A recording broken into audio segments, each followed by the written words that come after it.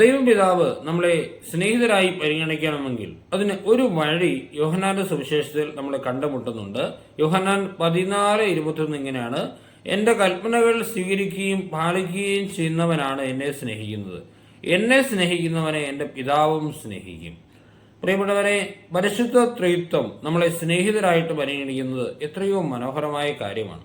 അതിനാകെ ഒരു വഴിയേ ഉള്ളൂ: ഈശോയെ സ്നേഹിക്കുക. ഈശോയെ സ്നേഹിക്കണമെങ്കിൽ ഈശോയുടെ കൽപ്പനകൾ സ്വീകരിക്കുകയും പാലിക്കുകയും ചെയ്യുക. ഈശോ ഒറ്റ കൽപ്പനയെ നമുക്ക് തന്നിട്ടുള്ളൂ: ദൈവത്തെ സ്നേഹിക്കുക, പരസ്പരം സ്നേഹിക്കുക. സ്നേഹമെന്ന ആ കൽപ്പന പാലിക്കുന്നവനെ ദൈവം സ്നേഹിക്കും. സിമ്പിളായിട്ട് പറഞ്ഞാൽ, ഈശോയോട് എപ്പോഴും ഞാൻ അങ്ങയെ സ്നേഹിക്കുന്നു ഈശോയെ എന്ന് പറയുക. ഈശോയെ ഐ ലവ് യു, ഞാൻ അങ്ങയെ ഒത്തിരി സ്നേഹിക്കുന്നു എന്ന് പറഞ്ഞുകൊണ്ടേയിരിക്കുക.